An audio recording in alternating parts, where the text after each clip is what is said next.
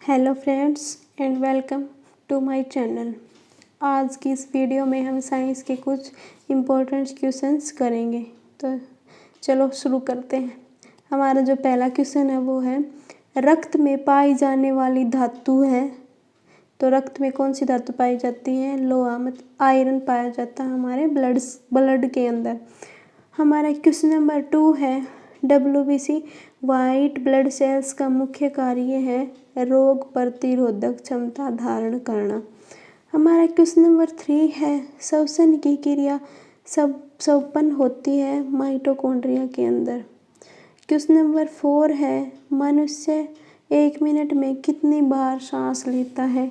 तो वो 16 से 18 बार।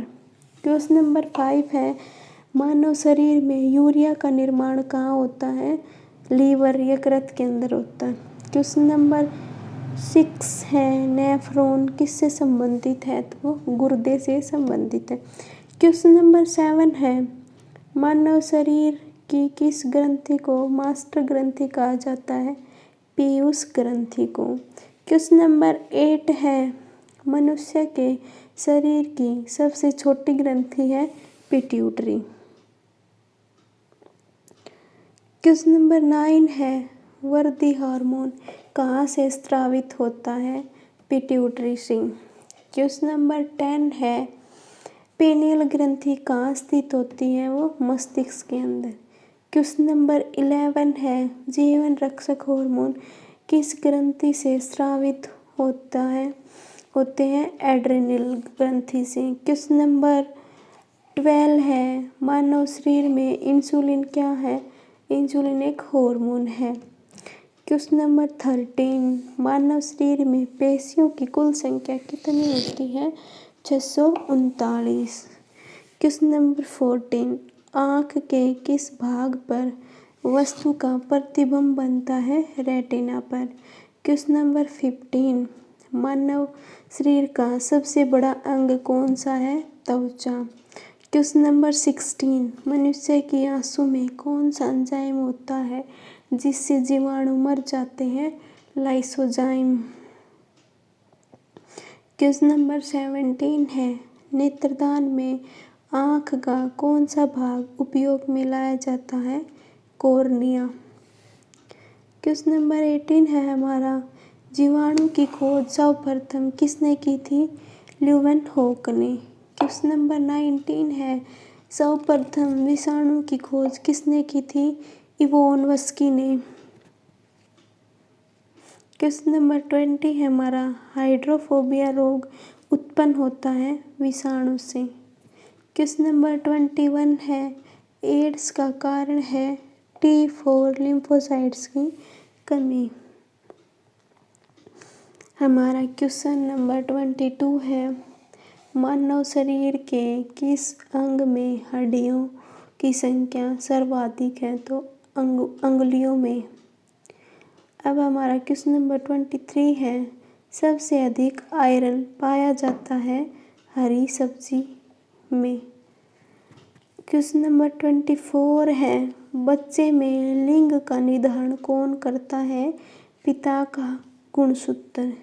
क्वेश्चन नंबर 25 है, कौन सा हार्मोन हृदय गति को उत्तेजित करता है? तो थायरोक्सिन। कौन सा हार्मोन? थायरोक्सिन।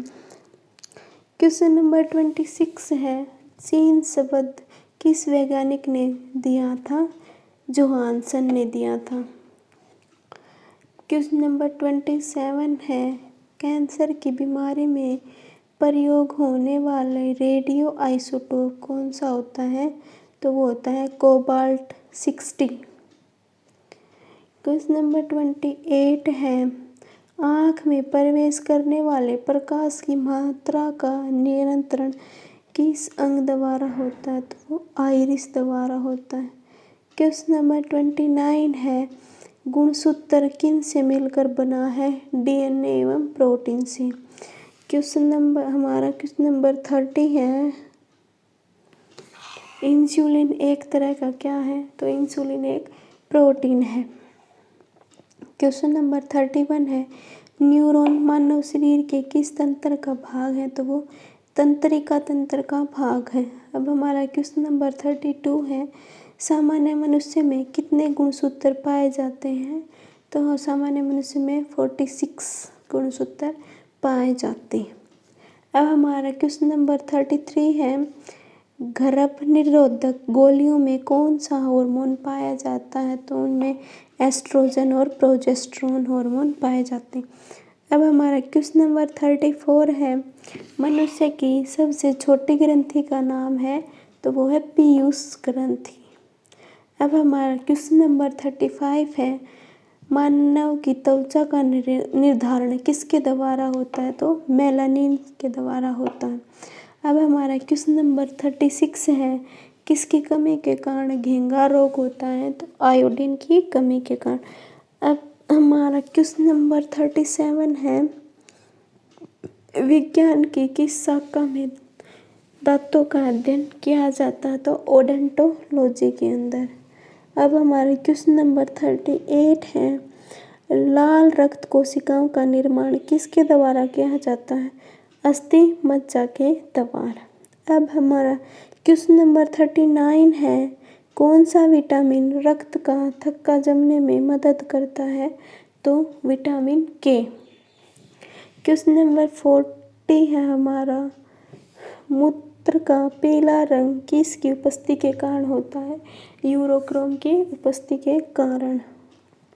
हमारा क्वेश्चन नंबर 41 है, प्रोटीन की इकाई को क्या कहते हैं? तो उसको हम अमीनो एसिड कहते हैं। अब हमारा क्वेश्चन नंबर 42 है, किस विटामिन में कोबाल्ट धातु पाई जाती है? तो विटामिन B12 में। क्वेश्चन नंबर 43 है, विटामिन सी का रासायनिक नाम क्या है? उसका नाम एस्कॉर्बिक एसिड्स। क्वेश्चन नंबर 44 है, किडनी की इकाई को क्या कहा जाता है? तो नेफ्रॉन। क्वेश्चन नंबर 45 है, किस कारण से ऊंचाई पर मनुष्य में लाल रुधिर कणों की संख्या बढ़ जाती है? ऑक्सीजन की कमी के कारण। क्वेश्चन नंबर 46 है, राइबोसोम्स किसके बने होते हैं? आरएनए और प्रोटीन के।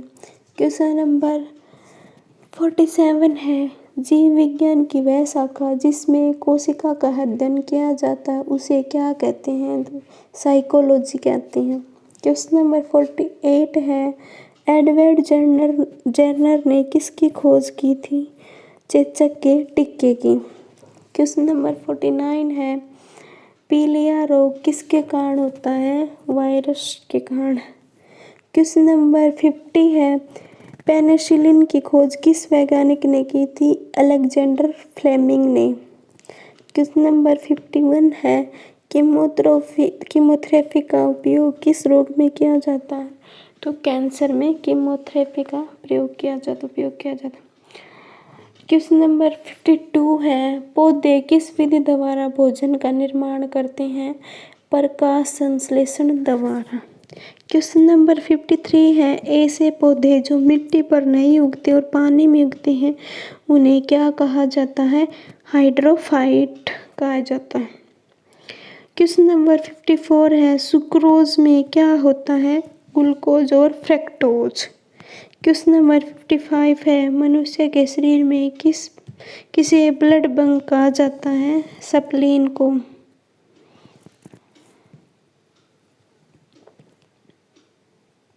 क्वेश्चन नंबर 56 है, नवजात शिशु में कितनी हड्डियां पाई जाती हैं? लगभग 300।